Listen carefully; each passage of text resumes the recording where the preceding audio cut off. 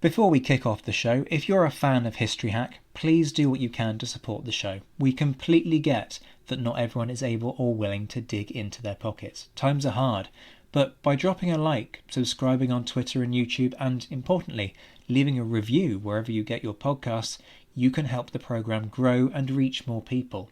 If you're interested in becoming a supporter, go to patreon.com/historyhack, where you'll find perks from secret Facebook groups to early release material. If you just want to leave us a one-off tip, go to ko-fi.com/historyhack. The links are in the description. And whatever form your kind support takes, know that we are massively grateful. Enjoy the show. Hello and welcome to History Hack. It's your girl Charley flying solo today, but flying squarely into her comfort zone because I'm joined today by Sarah-Beth Watkins. She's commissioning editor at Pen and Sword Books, which is a History Hack favourite, I don't mind telling you that, and the author of several Tudor and Stuart historical biographies. Her latest book is Charles II's favourite mistress. No, it's not Barbara Villiers, it's pretty witty Nell Gwyn. And I just couldn't resist asking her to come on and chat to me about this fabulous book. Hello, Sarah-Beth. Hello, thanks for having me. Oh, we are so happy to have you on and to talk about this fabulous book. Let's start at the beginning. Okay, it's a very good place to start. There's a certain amount of mystery surrounding Nell Gwyn's family and her early years, but what exactly do we know? Well, not a lot, really, to be honest. We sort of know that she was raised in London, that she was there with her mother and her sister Rose. But there's really huge debate about where she was born, to the point of sort of cities fighting for the honour of her birthplace. You've got Hereford, you've got Oxford, you've got London. London, obviously, I mean, she was raised in London. That's where her life was. Hereford comes about, I think some people believe that her father had Welsh roots, you know, Gwyn, the surname. Hereford's on the Welsh border. Her grandfather was supposed to have lived there. There are some lovely stories, but there's no actual proof of it. You know, there's just no proof of where she was born. She never said, you know. And then Oxford comes about because her sister said that her father was in service to Charles I, and Oxford, of course, you know, soldiers garrison. Again, there isn't the proof there, but I think that could be more likely that her mother perhaps was, you know, sort of after a soldier. And a lot of women from London did go out to Oxford, and there just seems to be a little bit more evidence towards perhaps she was born in Oxford, but then her mother took her back to London, where her own family is supposed to have been from, really. So yeah, only her sister ever said that the father, you know, was a soldier. So you know, Nell really sort of kept the mystery. I think she liked doing that. You know, I think that was part of her allure. She, you know, gave a little, and that was all. Do you think it's hard to fill in the gaps for someone like Nell Gwyn, because she wasn't of high birth? She was a commoner. I mean, as common as they get, really, which is one of the things we love about her. Is there anything that exists of her on official record? No, there isn't. You know, there's no birth record. There's no marriage record of her mother and anyone. So that you're just sort of looking for something that just doesn't exist. You can't prove anything. I found sort of lots of little bits and pieces, like looking for a mum. There were Helen Smiths in London at the time. I mean, you know, there was probably hundreds of Helen Smiths. Like her mum went by Helen or Ellen or Eleanor. So you know, you're really looking at that point. And the same with her birth date, really. Like, it seems that it was the 2nd of February, but what year it was, again, is a mystery.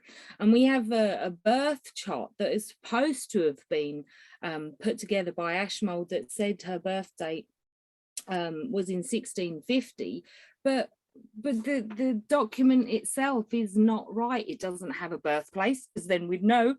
And a birth chart has to have a birthplace, or it can't be calculated properly. So there's issues around that document. And personally, I think she was older than that, and I think, you know, she let people think, oh, 1650, you know. But I think she had a few years on that.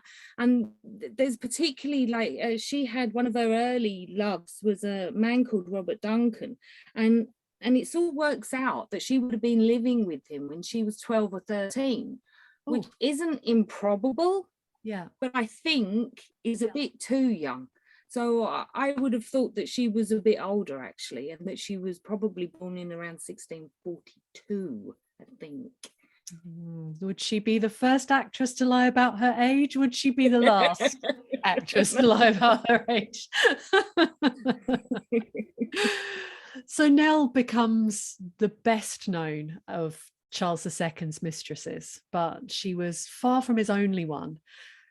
She wasn't even. Oh, no, there's just a few. I don't think anybody has actually counted how many mistresses. I don't think you could possibly know how many. We know of the main ones, but there's just no way, is there? You know, there was probably hundreds. He did well. He did very well for himself. She wasn't even the only actress that shared his bed. So I just want to take a little bit of a detour. Could you tell us about Moll Davis? I think more people should know about Moll. Yeah, I've been doing some more research on her, because she's another one that there just isn't very much out there at all. You know, there's stuff around who was her father, and that, you know, was he a noble, was he a commoner? You know, I think maybe these actresses all, you know, they had these stories to make them more appealing. But she was in the rival theatre company to Nell. So Moll was in the Duke's company, Nell was in the King's. And I think there was real rivalry sort of on and off stage with them.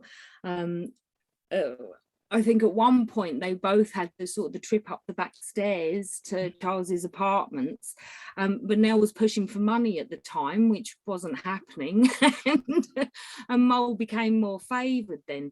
But she's a bit of an enigma, Moll, because she was loved by the king, but not as much as the other mistresses. But she seemed to have been around for years and sort of popping back in and out. And she did have a daughter by him as well. But yeah, Nell sort of tried to get her own back on nearly everyone that actually, she liked playing her tricks. So Moll got an especially nice one when it was her turn to go and see the king.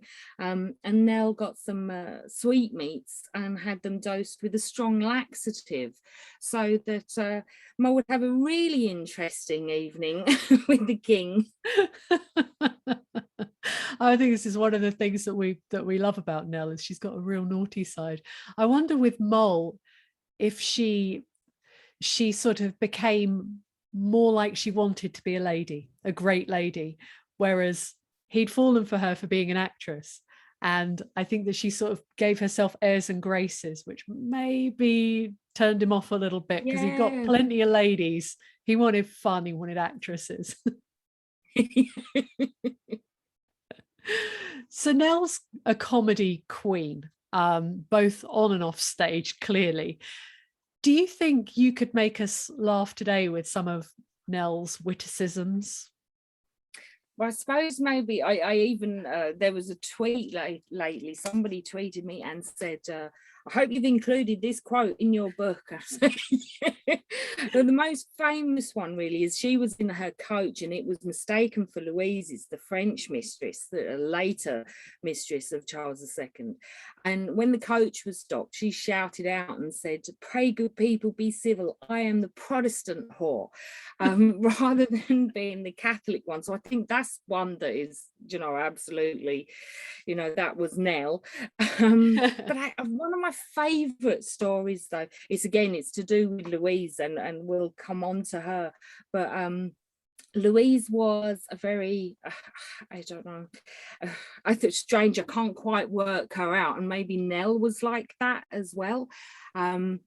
There was one instance where Louise was sort of crying and weeping and wailing because she'd lost this relation of hers, that, you know, and everyone's sort of saying, you know, is he really? And Nell just thought this was great, you know, let's take this off altogether. So the next day she turns up in her mourning clothes, all weeping and wailing and saying that she was devastated at the death of the Cham of Tartary, and everyone's sort of, who's the Cham of Tartary?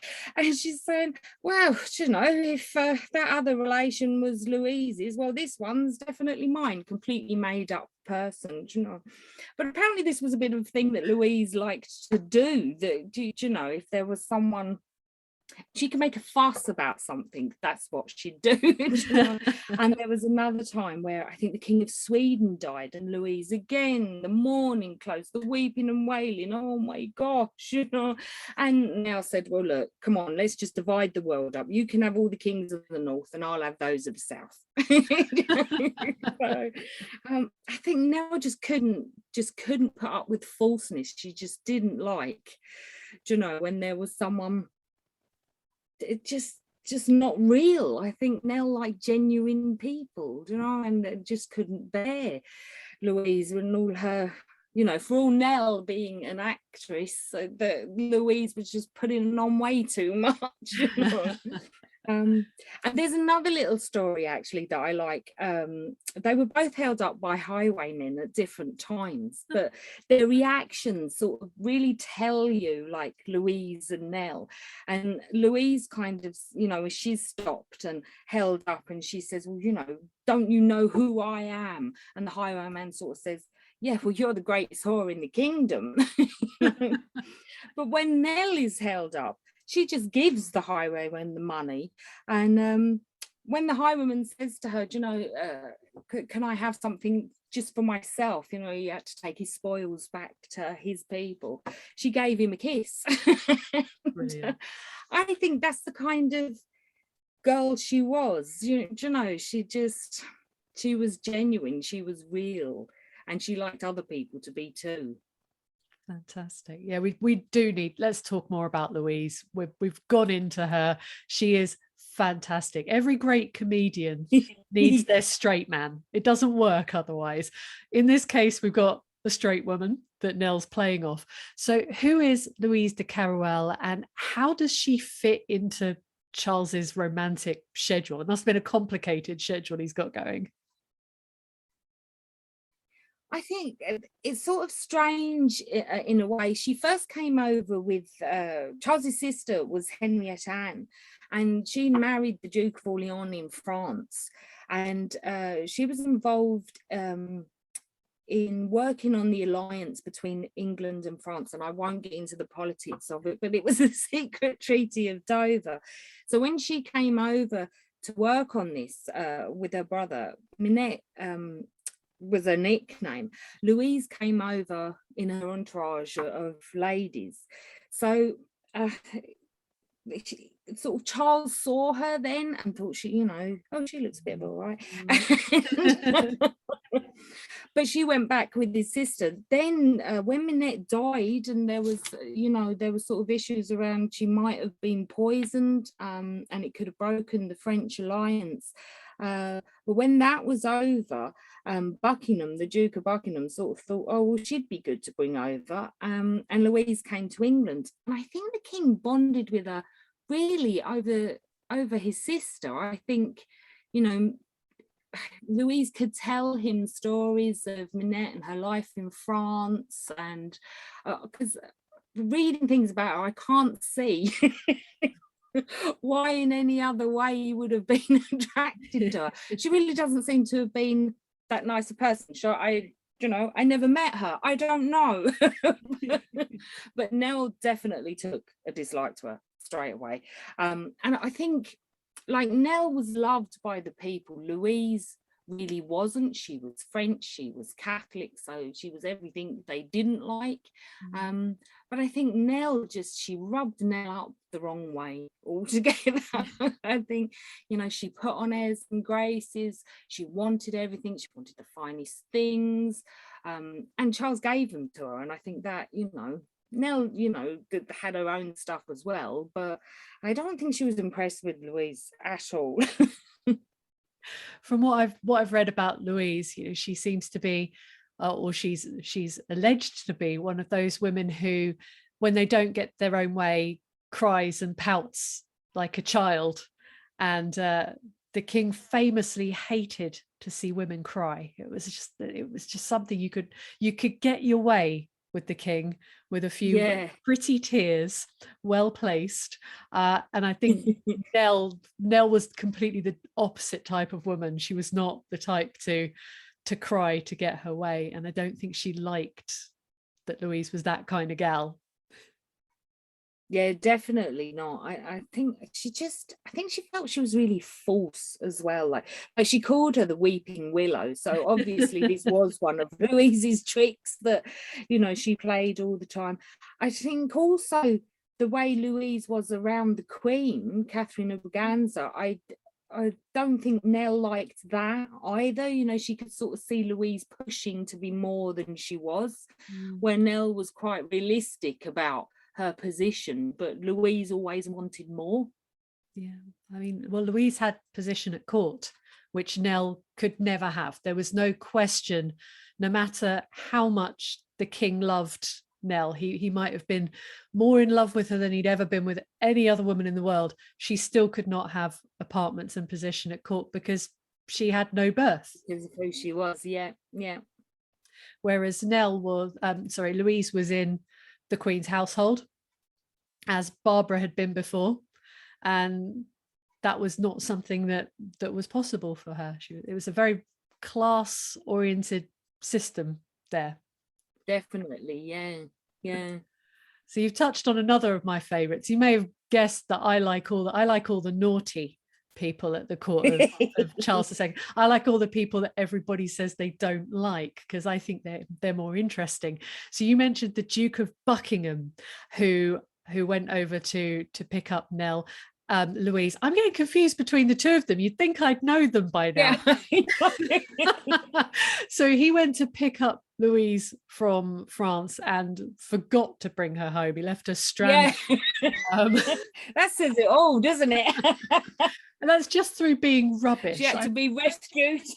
She had to be rescued, unfortunately, by Buckingham's rival, the Earl of Arlington. So there's a slight political thing that goes on there. But Buckingham is a great friend to Nell. And she's also got some fabulous friends around the theatre and within the king's own circle. They're known as the Merry Gang. Can you tell us a bit about who was in Nell's corner? Who are the Merry Gang of players we've got here? I think all the naughty ones, all the mischievous ones. It really seems like Nell didn't really have enemies. I don't know whether she was just a real people person and knew how to deal with them, whether they were nobles or commoners. She didn't really have anyone that was, out to get her or anything. And the Duke of Buckingham was one of the ones that, tried to push her on her way to being a mistress, but he was up to all sorts. God, they're lovely. I'm going to write a book about all of them. That book. But I think she told him straight as well. So with the Duke of Buckingham, he always wanted to get rid of the Queen. He thought she was useless, she couldn't have children, get rid of her, kidnap her and take her off. And Nell would say to him, don't be daft. And I think that's great that Nell was able to do that and say to him that that's a stupid idea. You get rid of the Queen, who are we going to get instead? Louise or someone like that. We don't want anyone like that. But she sort of, even from the early days, Charles Sedley was another one of the Merry Gang, and he was rumoured to have slept with her, but at the same time she was with Charles Hart. No, sorry, not Charles Hart, Lord Berkhurst, when she went to Epsom for the summer with him. And they were just they were just known for their drunkenness and misbehaving. And Sedley was one of the ones. There's a real famous story that they were all drinking at the Cock Inn, and Sedley stripped off naked. And I'm going to quote this bit because I didn't write this, but he washed his prick in a glass of wine and then drank it off and toasted the king's health. And they got away with everything. Everything they did like this, they got away with. It's quite amazing, actually. There was no off with your head. It was like, go on, let's do it all again. If you could make the king laugh, you could get away with, well, you could get away literally with murder. Yeah, you could. Things that happened. But yeah, he seemed to find them hilarious. Sedley and Rochester. Was one of these ones. I love Rochester. I don't know why, but he was the naughty boy, wasn't he? He was like, and I feel really sad for him. You know, he sort of had a miserable death, but it was all, you know, was all his own fault, basically. But Nell was really, I think she really loved Rochester. There was a rumour that they were lovers as well, but there's no proof ever of that. But I mean, he did things like, you know, drunken rampages. And there's a story about when he smashed the king's sundial, his famous, wonderful sundial out in the garden. And he thought, oh, yeah, well, let's go and give that smashed up. Now, the king, that was the one time that the king was actually like, you know, you've gone a bit too far now. But within a couple of days, he was back getting drunk and running naked around the court. So it just really didn't matter. But I think, you know, at other times, these people were also useful to her. Like Rochester tried to help her get her Irish revenues when she didn't have enough money and she wanted help with getting a pension. He tried to do that for her. And in the same respect, she helped his mistress when she was having a baby and there wasn't enough stuff for the child. So I think, you know, apart from all the naughtiness, there was this genuine friendship there as well. It's funny when you look at records and you look at things written at the time, it seems that the idea of a platonic friendship between male and females is just not a thing that people understood. So if she was friends with him, well, of course they must have been lovers. It's just always sort of, yeah, they didn't have a function for a guy and a gal being friends. But a lot of these people really helped her on her way in the theatre. Charles, I understand, wasn't her Charles the First. No, he was the third. Yeah, she had her other Charleses before the Charles. So, and Charles Hart was one of them. Do you know, he was a really famous actor at the time and often played with her. And I think he became the lover of Barbara, didn't he? The Duchess of Cleveland. I think so. So maybe there was a bit of sharing going on there. I don't know. I've always imagined it being, look, if you're allowed to embarrass me by taking home someone from the theatre into your bed, fine, I'm going to do the same. And I'm going to go with this guy who's also called Charles, who looks a lot like Charles, you know, tall, often wears the big periwig and this kind of things, and was by all accounts pretty hot. So good for Cleveland, good for Barbara. There's a lot of double standards. A lot of double standards here. Definitely. The king can have many lovers, and it's one thing they say about Nell, isn't it, that she didn't take any other lovers but the king. Do you believe that? That's true. I sort of do, because I don't. There's no other stories. Do you know, there's sort of things like, oh, she slept with Rochester, but there's no actual any story around that. You know, it's just a mention, whereas there's sort of proof of the other mistresses with other men that there isn't with Nell. And the rumour mill was astounding. So if she'd have done something or gone off with someone or was away, or someone it would be somewhere, and I can't see that she ever did. I think she was happy enough. She had a house, she had everything she wanted, she had her children. Like, it was enough for her. I don't think she could be bothered to put up with any other men. And let's face it, if she had been up to anything, Pepys would have known about it, because he was a bit of a fan. Oh, Pepys knew everything, didn't he? So nosy. So how did Nell get on with the other mistresses, other than Louise? We've heard a bit about her with Moll Davis. Did she have any kind of relationship with the Queen? Did she know Barbara? Did she know these people? I think I actually found a story that she used to be friends with Barbara, but when I looked into it, I couldn't find really anything else. It seems that sort of, Barbara's day was waning as Nell came up to being a mistress, and she would go on to move to France then. So I don't think she was much in the picture at the same time that the two of those were together. And then Louise came over, and the only real other one was Hortense Mancini. She would have come along, but she didn't last very long either, because she was sleeping with other men. Go on, tell us who else Hortense Mancini was sleeping with. Oh, I can't remember his name now, but he was supposed to be old and ugly and terrible, wasn't he? Oh, I was thinking I would go in the Hollyoaks route with this. Yes. Yeah. Do you want to tell them, or shall I? Go for it. Oh, yeah, you go ahead. You can. All right. Okay, listeners, are you sitting down? Are you clutching your pearls? So Hortense Mancini, who is a lover of the king, has an affair with Anne, who is Charles's daughter by Barbara Villiers. Shock horror. It is straight out of Hollyoaks, though, isn't it? Yeah, definitely. And she was supposed to have loved her so much, and was absolutely in awe of this woman. She definitely had something, and she was sort of dragged back to her husband's estate in the countryside, weeping and wailing and clutching her picture and refusing to get out of bed because she just wanted her. Awful, bless her heart. I think they were caught fencing in their nightgowns one night. Oh yeah, in the park. It sounds like they had a right laugh. Leave them to it. They're all right. So Nell doesn't seem to have really been bothered by Hortense. I don't, she didn't see her as a rival, or there wasn't any sort of animosity between them.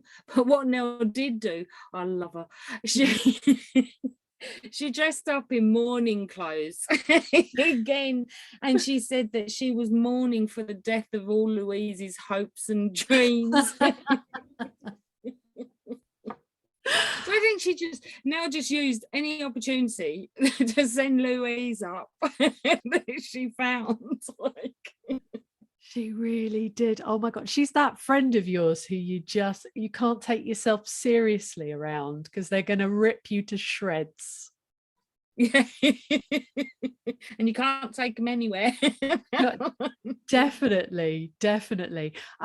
So his other mistresses, we talk about Louise and Hortense and Barbara. All these women became duchesses. They were all lodged in the palace. Their sons, well, not Hortense obviously, but Louise and Barbara's sons were made dukes. They got involved in politics. Did Nell get any of these things? And what happened? She wasn't a duchess. What happened to her? No, I think the one thing that she wanted, and it did really wind her up, was the fact that her children weren't ennobled for ages. Do you know, Louise, her son was, Barbara, they had a little squabble over that themselves, like, you know, who's going to get there first, who's going to get to Danby first, and get the papers off of him. But she really wanted, you know, she wanted for her kids more than herself. And how long was it? She sort of had to wait years after, I think it was nearly 10 years after the others, for her oldest son Charles to be made Duke of St Albans. And by then her second son James had died. He died very young in Paris. So she did get what she wanted, but it took an awful long time, you know. And I think sometimes there's a couple of stories that she did want a title for herself. She doesn't seem to have particularly pushed it very much, and it's like she wanted to be the Countess of Plymouth, or Charles had mentioned that at some point, and then there was a thing about her becoming the Countess of Greenwich, but I don't think she really particularly pushed it. I think she knew in her heart that that was never going to happen, but she wanted it for her children, you know, and she wanted them to be recognised. And although it took the king a while, he did get around to it. There was a famous story about her getting the names for her sons, wasn't there? And the king came round and she called them an offensive name in front of him.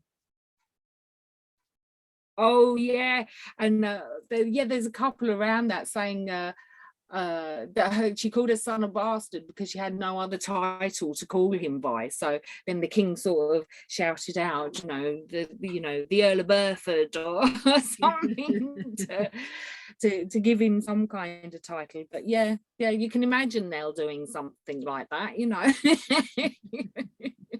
It seems in character. Well, yeah, it doesn't seem like she particularly asked for anything for herself. You know, she wasn't political. She didn't.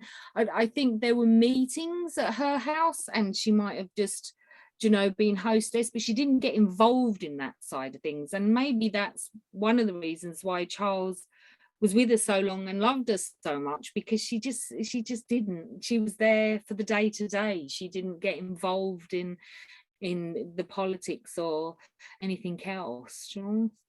It feels like a bit of a waste of time to ask if Charles loved her, because he was clearly polyamorous in some way. But do you think she loved him?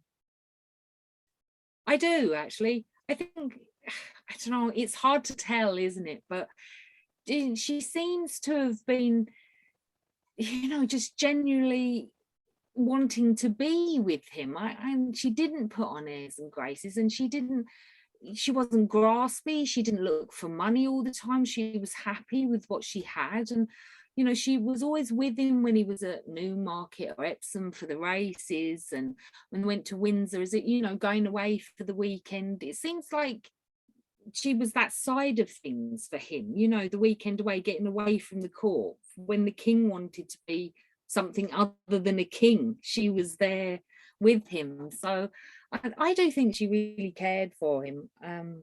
And also she died, really soon after him. Now I know, I'm not going to say she died of broken heart, because that wouldn't be correct. But after he died, she just, people said that she aged immeasurably, that she looked awful. She was physically just not herself anymore. And she did die only a couple of years after him, and when she was still only young. So I think just the life went out of her. I don't think, what was left. A lot of her friends died. A lot of the merry gang were dying through their excesses. And when that life was over, it's almost like Nell just sort of gave up. That's sad. Oh, it feels like we're definitely not ending it on this note, because this is far too sad to leave her on. She becomes this far too miserable. I know, it's just too much. We can't possibly do it. She becomes a kind of romantic heroine in the story, the repeated telling of her life. It's almost like this Cinderella story, the rags to riches, from a gutter to the king's embrace. But do you think this is oversimplifying her and her story? Yeah, I mean, everybody loves a good rag to riches Cinderella story, but it's a story. You know, it's great to read fiction, but in real life, there's so much more to the person than that. You know, just saying that Nell lived a rags to riches story just dumbs her down to the most basic level. You know, she's so much more than that. You know, she was an actress, she was a mother, she was all these other things, and her life had so much more detail into it than just that. And again, same sort, the rag to riches is like saying, yeah, she was the king's mistress, and I know she was, but she was more than that. You know, she can't be defined just by, you know, being the king's mistress. But I suppose that's the way that history has played out with many women. You know, they're defined by the person they were with, not their own selves. And it's hard because more so with Nell than with any of the women that we discuss, we have so little in her own words. She has no historical agency whatsoever. She gets to say nothing. Yeah. All we get of her is what was written about her, the little stories. And yeah, and I think, you know, I was thinking about this earlier actually, that she called herself a whore quite often. Do you know, like the quip about she was in the coach and she said, I am the Protestant whore. But I wonder sometimes whether she was saying that to get in there first before other people said it of her. Do you know, that she was claiming it as a way of saying, yeah, this is me.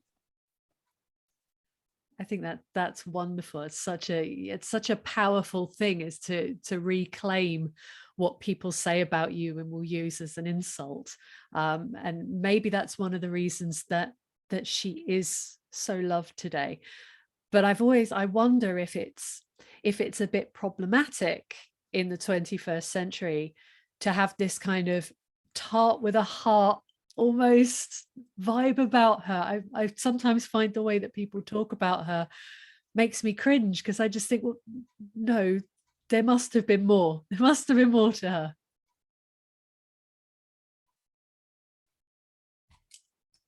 Oh, definitely. Read the book and you find out. Do you know what? It really is. It's a fantastic book, because I think so many times I see books on Nell, and because you're dealing with 30 years. She was what, 33 maybe when she died, 33, 40. Yeah. She wasn't that old. She hadn't lived very long to fill a book. Yeah. But you know, and finding things about her is so difficult. Here's an idea. When we're trying to get to know Nell the person, do you think there's some value in looking to Dryden and the parts that were written for her?